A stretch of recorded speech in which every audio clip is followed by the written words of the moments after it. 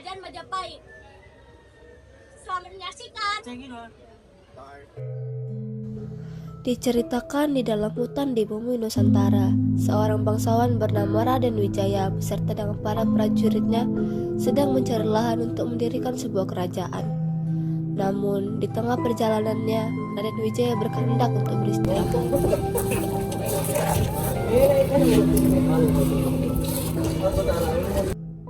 Patiku, hari ini matahari cukup terik. Mari kita beristirahat sejenak di tempat ini. Baik, Baginda.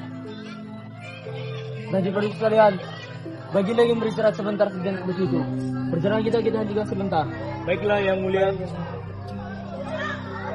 Semua prajurit pun beristirahat. Sembari beristirahat, beberapa prajurit membabat hutan untuk tempat Raden Wijaya beristirahat, dan ada juga yang mencarikan makanan berupa buah-buahan hutan untuk Raden Wijaya dan untuk yang lainnya.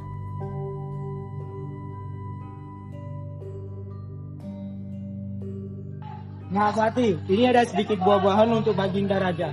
Buah apa ini? Apakah ini beracun? Tentu saja tidak, Mahapati. Buah ini adalah buah maja, tentu saja aman untuk dimakan. Baiklah kalau begitu. Baginda, hamba memiliki sedikit buah maja untuk Baginda. Oh, terima kasih Patiku. Saya sebenarnya memang sedikit lapar. Maaf Baginda, apakah Baginda tidak menyukai buah yang hamba berikan? Bukan seperti itu, Patiku. Sebenarnya jika buah ini dimakan sedikit lebih tua, rasanya akan sangat pahit. Tunggu dulu, apa tujuan kita dalam perjalanan ini? Bukannya untuk mendirikan sebuah kerajaan, bukan? Maaf Baginda, tapi apa hubungannya buah maja dengan perjalanan kita? Tiba-tiba itu terlintas di pikiranku. Jika kerajaan kita akan berdiri, saya akan menamakan kerajaan kita Kerajaan Majapahit. Majapahit.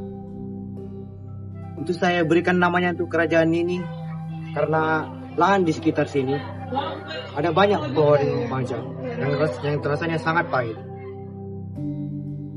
Itulah alasan mengapa Raden Wijaya memilih nama Majapahit menjadi nama kerajaannya. Akhirnya, kerajaan berdiri dengan nama Majapahit. Ini adalah kerajaan yang kita inginkan selama ini. Semoga kerajaan kita ini menjadi kerajaan yang terbesar dan yang paling disegani di Nusantara ini. Merdeka! Setelah kerajaan Majapahit berjalan di bawah pemerintahan Raden Wijaya, Raden Wijaya pun memiliki pati yang bernama Ranggalawe dan Lembu Suara.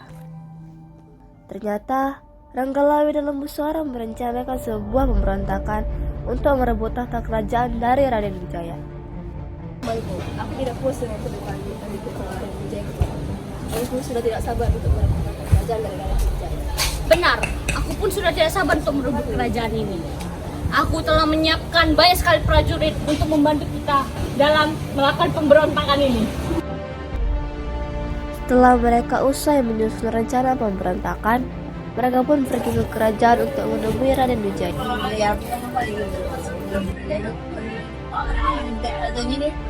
Benar, mengapa aku tidak ada ini? Kau pasti manusia tak tahu diri. Oh, kalian berani mengaku untuk berjalan demi negara ini? Kalian jangan mengaku seperti itu.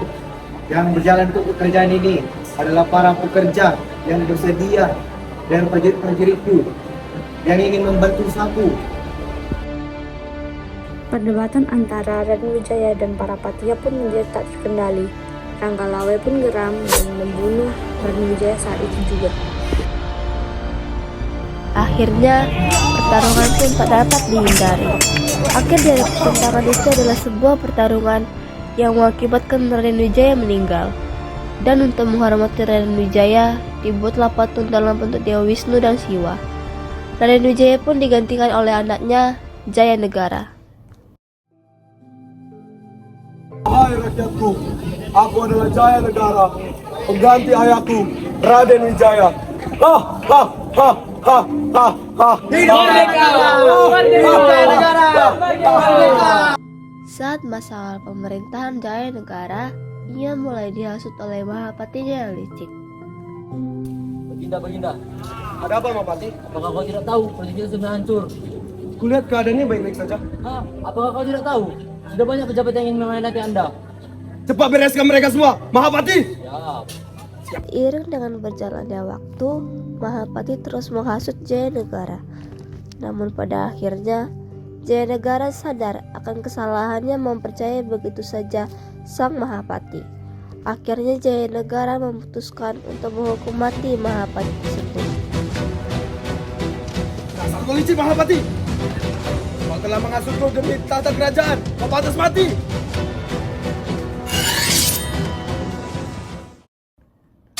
Setelah Mahapati tersebut dihukum mati, kondisi kerajaan mulai normal. Namun tidak disangka, Jayanegara bermain intrik dengan istri seorang tabib yang bernama Tabib Tanca. Tanpa sepengetahuan Jayanegara, Tabib Tanca ternyata telah mengetahui hal tersebut.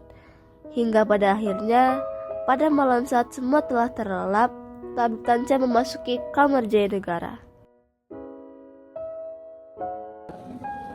Hai Tanca, ada gerangan apa malam-malam kau datang ke kamarku? Aku tidak bisa memaafkanmu, Jayanegara. Ini saja aku akan membunuhmu.